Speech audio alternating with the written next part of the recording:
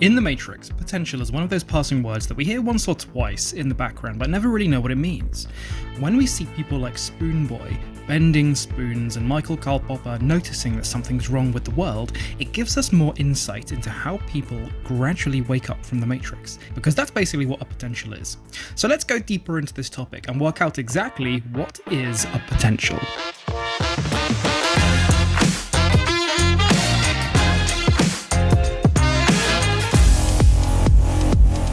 Defined as people who possess specific qualities of enlightenment, awareness and/or the ability to bend aspects of the Matrix to their will. That's a quote from Maggie in the Broadcast Depth Matrix comic. So in a couple sentences, potential is a plugged-in human who is, still connected to the power plant within the Matrix, still living their Matrix simulation, but they've started to notice that something is wrong with the world. So just like Neo did, they're the ones who start to think, okay, this feels fake. I feel like there's a splinter in my mind, as Morpheus says. So some of these actually gain abilities while in the Matrix before they've actually woken up into the real world. For example, the gang in the Oracle's flat. Or sometimes maybe it's someone who has just witnessed a crazy event and they're kind of under surveillance from the agents as a result of that. And the phrase potential kind of refers to the fact that they are potentially a future operative, a future red pill or a future one, maybe, we don't know. But that's what the word actually refers to. As seen in The Matrix 1, the Oracle has this flat, this apartment, where she trains potentials. She trains these kids, and some of them can float things with their mind, some of them can bend things with their mind. So the main one from this little group is, of course, Spoon Boy. Spoon Boy is the one who sits down and hands Neo the spoon and says, "There is no spoon," and then that confuses Neo. But of course, what Spoon Boy is trying to say is that there is no spoon, there is no anything around. This entire apartment, this entire world that we're in, doesn't exist. It's all fake.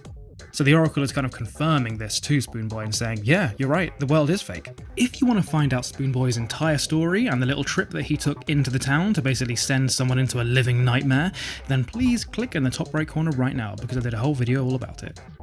So when Neo visits the Oracle in The Matrix 1, the host brings Neo into the room and asks him to wait here with the others.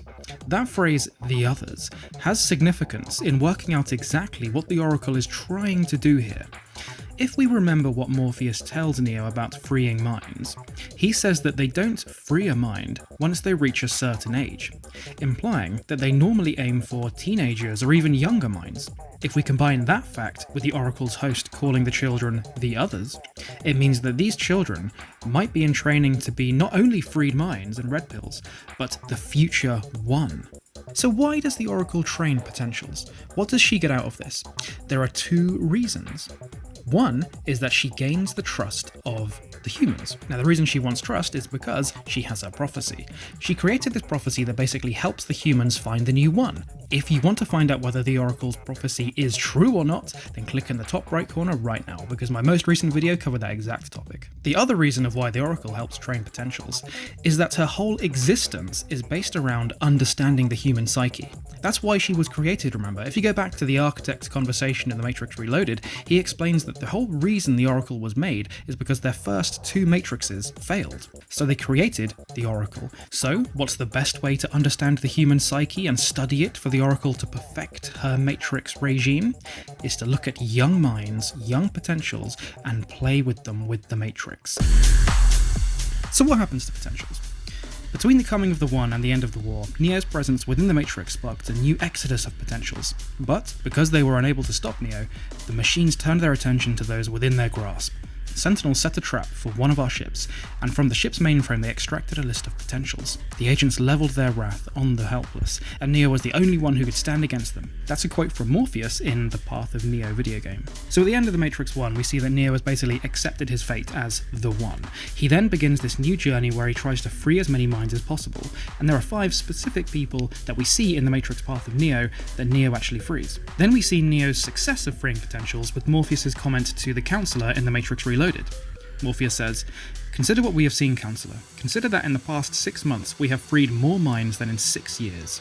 We see other occasions where red pills have been tasked with finding potentials too. For example, the Broadcast Depth comic. Now, I'm not going to spoil the end of Broadcast Depth because it's a really good comic, but if you want to find out the story, then please click in the top right corner right now to watch my quick recap of the entire thing, if I've made the video by this point, of course.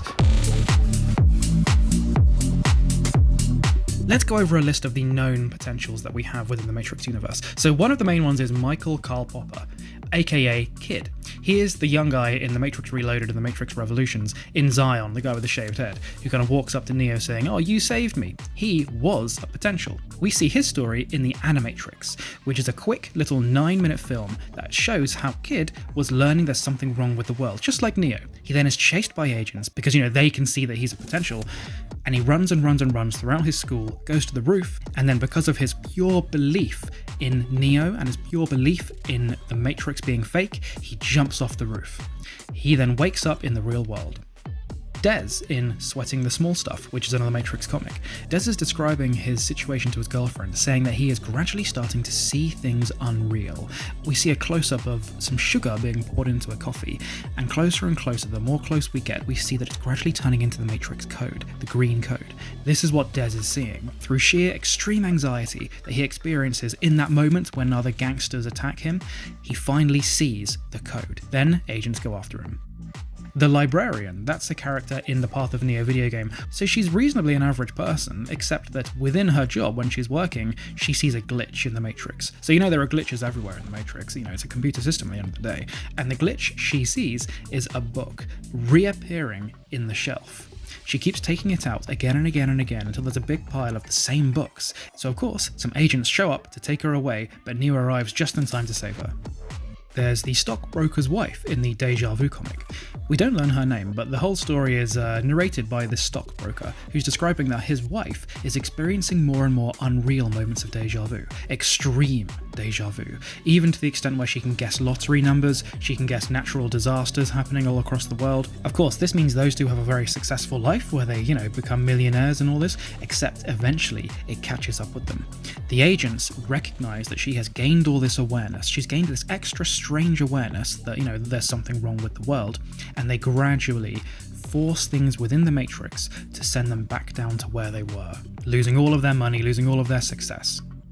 Next is the Healer. So the Healer is a bit of a weird one. It's another character in the Matrix Path of Neo video game, and he's always kind of believed that there are certain diseases and afflictions that affect humans that shouldn't be cured. Unfortunately, his daughter gets affected by one of these afflictions, and he tries to cure it. So him being a potential comes from the fact that he's tried so hard to cure his daughter, and still nothing has happened. He's realizing that something is forcing this. The world around him is forcing humans to die from these strange diseases, even if they could cure it. So when Neo tries to come along to save the Healer just kind of accepts it. It's like, oh, okay, yeah, here's a demon coming to take me away. Emma Pearson in A Path Among Stones Matrix comic. This is a really good one because it's one of the scary ones. It's a very basic story, really. It's all set in this therapist's office because there's this young girl called Emma Pearson, and she's realizing basically that there's something wrong with the world. She feels that everything is fake, just like everyone else I've described. The scary thing is, the therapist that she's talking to starts to show some affiliation with these men in black, and then you learn eventually that she is being taken away by an agent. Chuang is another potential in the Matrix Path of Neo game. He achieved his potential status merely by meditation and achieving enlightenment. We can see this because his whole story is narrated by Morpheus. Morpheus tells a fable to relate to Chuang. He says, while on a journey, Chuang found an old skull, dry and parched. With sorrow he lamented and questioned the end of all things. When he finished speaking, he dragged the skull over, and using it for a pillow, lay down to sleep. In the night, the skull came to his dreams and said, "You are a fool to reduce in the entanglements of life." Shang-Tzu couldn't believe this and asked, "If I could return you to your life, you would want that, wouldn't you?" Stung by Shang-Tzu's foolishness, the skull replied, "How do you know it is bad to be dead?" This fable explains how basically Shang-Tzu just thought so hard about, what it means to be dead in the Matrix, that the Matrix coding struggled to interpret that, because of course machines struggle to interpret death. So therefore, he started to realize that there's something wrong with the world. And we can see more evidence of this by the fact that he is an incredible fighter. Neo struggles to defeat him. He can even basically defeat agents. Of course, there's Spoon Boy. We see Spoon Boy in the Oracle's apartment. Neo talks to Spoon Boy, and Spoon Boy says, "Do not try to bend the spoon, that's impossible. Only try to realize the truth." Neo says, "What truth?" Spoon Boy says, "There is no spoon." then you will see that it's not the spoon that bends, it is only yourself. So here it's Spoonboy explaining, like I said before, that everything around them is fake and Neo needs to realise this to truly become the one. The Club Kid is just quite a basic story within the Matrix. It's the Matrix part of the Neo video game again. She somehow stumbles upon a magic key, which almost definitely was from the Keymaker. How she got this from the Keymaker we don't actually know, but she uses this magic key to enter one of the back doors within the Matrix, the one that the Keymaker shows Neo, and end up in the Merovingians' club. She then gets kidnapped by some of the Merovingians' gangsters, and Neo eventually has to save her. Sagatama is another one of the named potentials from the Oracle's flat. Her potential status isn't particularly interesting, it's just that she has a very cool story where the agents come after her. She somehow manages to use a landline phone to call one of the real-life ships, and then the operator on the other end is saying, "What? How did you get this number? How did you get this number?" Then of course, in that moment, the agents notice that and go after her. And this all takes place in her own Matrix comic. The security guard is another character in the Matrix Path of Neo video game. This is quite an interesting one really, and it explains one of the long-running questions, and that is, what happens when average people who are plugged in see Neo flying through the air and stuff? Well, this is the result of that. This security guard is starting to realise that there's something wrong with the world and that he might be in a simulation because he witnessed Neo. It's starting to get to him that maybe the laws of physics are just not right. So therefore, agents come after him and Neo has to save him. Hope is a really interesting potential. So this is in the Burning Hope comic. The Oracle tells a ship to go inside the Matrix and find Hope. Now of course they don't know what that means, or they don't know whether that's a person or an object or anything. Eventually they learn that Hope is a person, but all they can see in this burnt out church is this old woman. Of course they think it's not going to be the old woman, but then they look a bit closer and they realise the old woman has turned into an old man. The further they get, the more they realise that Hope is a potential who manages to shapeshift. They then manage to escape the Matrix and Hope reveals her real-life self, which is just a little girl. She has this toy rabbit with her, so that indicates to me that Hope gained her ability, she gained her awareness of the Matrix and how fake it all is by looking at her rabbit, by just looking at different things around her, by using that childish imagination and realising, hey, I can change into this if I want to. And that's why I think Hope is one of the most interesting potentials. Thank you for watching that, everybody. If it was a help to you and you really liked learning about the Matrix lore, then please subscribe to Jam Punch and I'll be releasing a brand new Matrix Explained video every single week. My name is George, this is Jam Punch, and I'll see you next time.